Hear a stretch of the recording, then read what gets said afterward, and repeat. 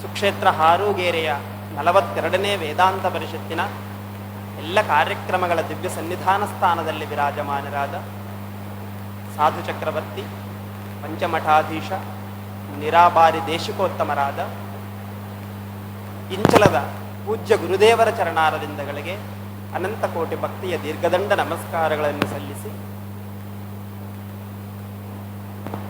ವೇದಾಂತ ವೇದಿಕೆಯ ಮೇಲೆ ಆಸೀನರಾದ ವಿದ್ವನ್ಮಣಿಗಳಾದ ಹಂಪಿ ಹೇಮಕೂಟದ ಪೂಜ್ಯರಿಗೆ ಭಕ್ತಿಯ ವಂದನೆಗಳನ್ನು ಸಲ್ಲಿಸಿ,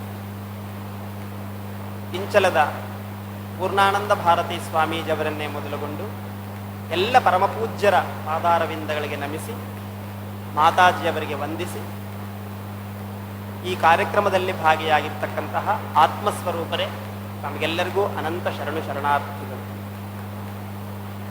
ಇಲ್ಲಿಯವರೆಗೆ ಎಲ್ಲ ಮಹಾತ್ಮರು ಕೂಡ ನಮಗೆ ಶ್ರೀಮನ್ ನಿಜಗುಣ ಶಿವಯೋಗಿಗಳ ಕೈವಲ್ಯ ಪದ್ಧತಿಯ ನೀತಿ ಕ್ರಿಯಾಚರ್ಯ ಸ್ಥಳದ ಒಂದು ನುಡಿಯನ್ನ ಕುರಿತು ಉಪದೇಶಾಮೃತವನ್ನು ನೀಡುತ್ತಾ ಬಂದಿದ್ದಾರೆ. ಪರಬೊಮ್ಮದರಿವಿನಿಂದುರೆಜಾಣ್ಮೆಯುಂಟೆ,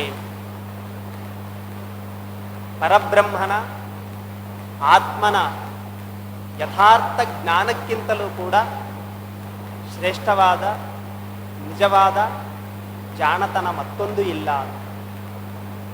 ಬುದ್ಧಿವಂತ ಅಂತಂದರೆ ತನ್ನ ಬುದ್ಧಿಶಕ್ತಿಯಿಂದ ಎಲ್ಲವನ್ನ ತಿಳಿದುಕೊಂಡು ಜೀವನವನ್ನು ಚೆನ್ನಾಗಿ ಮಾಡ್ತಾ ಇದ್ದ ಅಂತಂದರೆ ನಾವೇನಂತೇವೆ, ಭಾಳ ಶಾಣೆ ಅಪ್ಪ, ಅವನು ತನ್ನ ಜೀವನವನ್ನು ಕಟ್ಟಿಕೊಂಡ, ಯಾರಿಗೂ ಆಶ್ರಯವನ್ನು ಪಡೆಯಲಾರದೆ ಸ್ವಂತ ಜೀವನವನ್ನು ಕಟ್ಟಿಕೊಂಡ.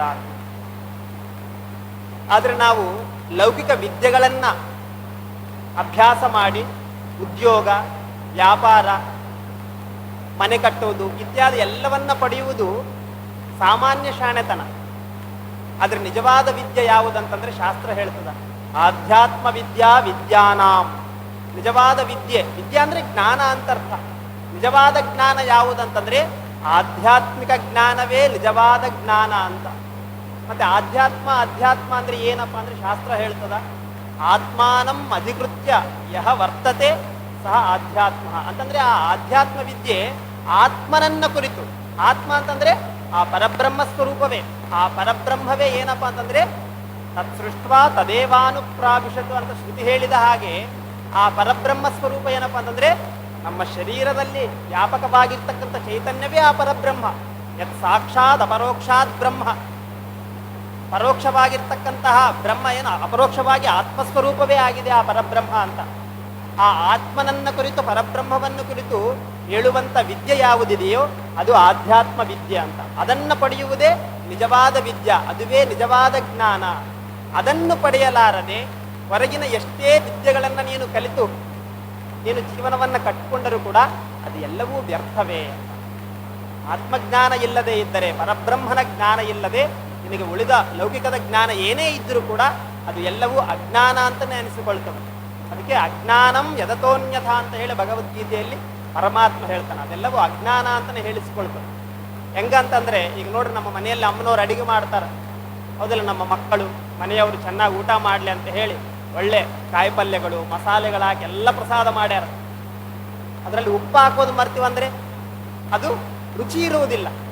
ಅದರಂತೆ ನಾವೆಲ್ಲ ಆಸ್ತಿ ಗಳಿಸಿದ್ದೇವೆ, ವಿದ್ಯೆಯನ್ನು ಗಳಿಸಿದ್ದೇವೆ, ಅಧಿಕಾರವನ್ನ ಗಳಿಸಿದ್ದೇವೆ, ಹೆಂಡತಿ ಮಕ್ಕಳು ಬಂಧು ಬಳಗ ಎಲ್ಲ ಐತಿ ನಮಗ. ಬ್ರಹ್ಮಜ್ಞಾನ ಇದ್ದಿಲ್ಲ ಅಂತಂದ್ರೆ ಅದು ಎಲ್ಲವೂ ವ್ಯರ್ಥವು. ಹೇಗೆ ಎಲ್ಲ ಇದ್ದರೂ ಕೂಡ ಉಪ್ಪಿಲ್ಲದಿದ್ರೆ ಅದು ಅಡಿಗೆ ರುಚಿ ಹೇಗಿಲ್ಲವೋ ಅದರಂತೆ ನಮಗೆಲ್ಲವೂ ಇದ್ದು ಆತ್ಮಜ್ಞಾನ ಬ್ರಹ್ಮಜ್ಞಾನ ಇದ್ದಿಲ್ಲ ಅಂತಂದ್ರೆ ಅದು ಎಲ್ಲವೂ ವ್ಯರ್ಥ. ಅದಕ್ಕೆ ಆಚಾರ್ಯರು ಹೇಳ್ತಾರೆ, ವೃಥಾ ಕರ್ಮಾನ್ ವೃಥಾ ಲಾಪಾನ್ ವೃಥಾ ವಿದ್ಯಾನ್ ವೃಥಾ ಮನೋರಥಾನ್ ತತ್ವಂ ಬ್ರಹ್ಮೈಕ ವಿಜ್ಞೇಯಂ ಇತಿ ವೇದಾಂತ ಡಿಂಡಿಮಃ ಅಂತ ಹೇಳಿ. ವೃಥಾ ಲಾಪಾನ್ ವೃಥಾ ಕರ್ಮಾನ್, ಇನ್ನೇನು ಕರ್ಮಗಳನ್ನು ಮಾಡ್ತಾ ಇದೆಯಾ, ಏನು ದಾನ ಧರ್ಮ ಯಜ್ಞ ಹೋಮ ಹವನ ಎಲ್ಲವನ್ನ ಮಾಡ್ತಾ ಇದೆಯಾ. ವೃಥಾ ಲಾಪಾನ್ ಅಂದ್ರೆ ಎಲ್ಲ ಶಾಸ್ತ್ರಗಳನ್ನ ಅಧ್ಯಯನ ಮಾಡಿ ಏನಪ್ಪಾ ಅಂದ್ರೆ ಒಳ್ಳೆ ಪಾಂಡಿತ್ಯವನ್ನ ಪಡ್ಕೊಂಡಿದ್ದೀಯಾ, ಪಡ್ಕೊಂಡು ನೀನು ಒಳ್ಳೊಳ್ಳೆ ಏನು ವಾಗ್ಝರಿ ಒಳ್ಳೆ ವಾಂಗ್ಮಯತ್ವದಿಂದ ನೀನು ಎಲ್ಲರಿಗೂ ಪ್ರವಚನವನ್ನ ಮಾಡ್ತಾ ಇದೀಯಾ. ಮತ್ತೆ ವೃಥಾ ವಾದಾನ್ ನಿನ್ನ ಶಾಸ್ತ್ರ ಪಾಂಡಿತ್ಯದಿಂದ ವಾದದಲ್ಲಿ ಎಲ್ಲರನ್ನು ಸೋಲಿಸ್ತಾ ಇದೆಯಾ. ಮತ್ತು ಮನೋರಥ, ನಿನ್ನ ಮನಸ್ಸಿನಲ್ಲಿ ಏನಪ್ಪ ಅಂದ್ರೆ ವಿವಿಧ ವಿವಿಧ ಆಶೆ ಆಕಾಂಕ್ಷೆಗಳನ್ನು ಇಟ್ಟುಕೊಂಡು ಅದೆಲ್ಲವನ್ನ ನಿನ್ನ ವಿದ್ಯೆಯಿಂದ ಪಡ್ಕೊಳ್ತಾ ಇದೆಯಾ. ಇಷ್ಟೆಲ್ಲ ಐತಿ, ಆದ್ರೆ ತತ್ವಂ ಬ್ರಹ್ಮೈಕ ವಿಜ್ಞೇಯಂ, ಆದ್ರೆ ಆ ತತ್ವವಾದ ಬ್ರಹ್ಮನನ್ನ ನೀನು ತಿಳ್ಕೊಳ್ಳಿಲ್ಲ ಅಂದ್ರೆ ಅವೆಲ್ಲವೂ ವೃಥಾ ವೃಥಾ ಅಂತ ಹೇಳಿ ಶಾಸ್ತ್ರ ಹೇಳ್ತದೆ. ಆದ್ರಿಂದ ಆತ್ಮನನ್ನ ಪರಬ್ರಹ್ಮವನ್ನ ತಿಳಿದುಕೊಂಡಾಗಲೇ ನಿಜವಾದ ಜಾಣ ಅವನೇ ಏನಪ್ಪ ಅಂದ್ರೆ ಜನನ ಮರಣ ರೂಪ ಸಂಸಾರವನ್ನ ದಾಟ್ತಾನೆ. ಇಲ್ಲಾಂದ್ರೆ ಅದೆಲ್ಲವೂ ವ್ಯರ್ಥ. ಅದಕ್ಕೆ ಆಚಾರ್ಯರು ಹೇಳ್ತಾರೆ, ಆತ್ಮಜ್ಞಾನ ವಿಹೀನ ಮೂಢ ತೇ ಪಚ್ಯಂತೆ ನರಕ ನಿಗೂಢ. ಅಂದ್ರೆ ಆತ್ಮಜ್ಞಾನ ಇಲ್ಲದವನು ಏನೆಲ್ಲ ಪಡ್ಕೊಂಡಿದ್ರು ಕೂಡ ಅವನೇನಪ್ಪ ಅಂದ್ರೆ ನರಕ ನಿಗೂಢ, ಮತ್ತೆ ನರಕದಲ್ಲಿ ಬೀಳ್ತಾನೆ. ನರಕದಲ್ಲಿ ಅಂದ್ರೆ ಏನು? ಜನ್ಮ ಮರಣಕ್ಕಿಂತಲೂ ದೊಡ್ಡ ನರಕ ಮತ್ತೇನೈತಿ. ಅದರಿಂದ ಮತ್ತೆ ಜನನ ಮರಣ ರೂಪ ಸಂಸಾರದಲ್ಲೇ ಬೀಳ್ತಾ ಇರ್ತಾನೆ. ಅದರಿಂದ ಜ್ಞಾನವನ್ನ ಪಡೆಯುವುದೇ ಶ್ರೇಷ್ಠವಾದ. ಅದಕ್ಕೆ ನಮಗೆ ಶಾಸ್ತ್ರದಲ್ಲಿ ಎಲ್ಲ ಪೂಜ್ಯರು ಹೇಳಿಕೊಂಡ್ರು. ನಾರದರ ಒಂದು ಉದಾಹರಣೆಯನ್ನು ಹೇಳಿದರು. ಅದರಂತೆ ಛಾಂದೋಗ್ಯೋಪನಿಷತ್ತಿನಲ್ಲಿ ಮತ್ತೊಬ್ಬರ ಒಂದು ಉದಾಹರಣೆಯನ್ನು ಹೇಳ್ತಾರೆ. ಯಾರು? ಜಾನಶ್ರುತಿ ಮಹಾರಾಜ. ಆತ ನೋಡಬೇಕು ನೀವು, ಅವನಂತ ಧರ್ಮಿಷ್ಠ ಮತ್ತೊಬ್ಬನಿದ್ದಿಲ್ಲ ಅಂತ. ಆತ ಎಲ್ಲ ವೇದಾಂಗಗಳನ್ನ ಅಧ್ಯಯನ ಮಾಡಿ ದಾನ ಧರ್ಮಗಳನ್ನ ಮಾಡಿದ್ದ. ಆತನ ಕೀರ್ತಿ ಬ್ರಹ್ಮಾಂಡದಲ್ಲೆಲ್ಲ ದೇವಲೋಕದಲ್ಲಿ ಮಾತಾಡ್ತಾ ಇದ್ರಂತ. ಅಂತ ಜಾನಶ್ರುತಿ ಮಹಾರಾಜ ಒಂದಿನ ಬೆಳಿಗ್ಗೆ ಸ್ನಾನ ಪೂಜೆ ಎಲ್ಲ ಆಗ್ಯದ, ಪ್ರಸಾದನು ಮಾಡ್ಯಾಣ. ಏನಪ್ಪ ಅಂದ್ರೆ ತನ್ನ ಮಾಳಿಗೆ ಮೇಲೆ ಕುಂತು ಏನು ಆರಾಮ್ ವಿಶ್ರಾಂತಿ ತಗೊಳ್ತಾ ಇದ್ದಾನೆ, ಅಥವಾ ವಾಕಿಂಗ್ ಮಾಡ್ತಿರ್ಬೋದು ಅನ್ಕೊಳ್ಳೋಣ. ಅವಾಗ ವಾಹನದ ಮೇಲೆ, ಆ ಮಾಳಿಗೆ ಮೇಲೆ ಒಂದಿಷ್ಟು ಹಂಸ ಪಕ್ಷಿಗಳು ಹಾರಾಡ್ತಾ ಹೋಗ್ತಾ ಇದ್ವು ಅಂತ. ಯಾವ? ರಾಜಹಂಸಗಳು ಹಾರಾಡುವಾಗ ಎಲ್ಲ ಪಕ್ಷಿಗಳು ಹೋಗ್ತಾ ಇದ್ವು.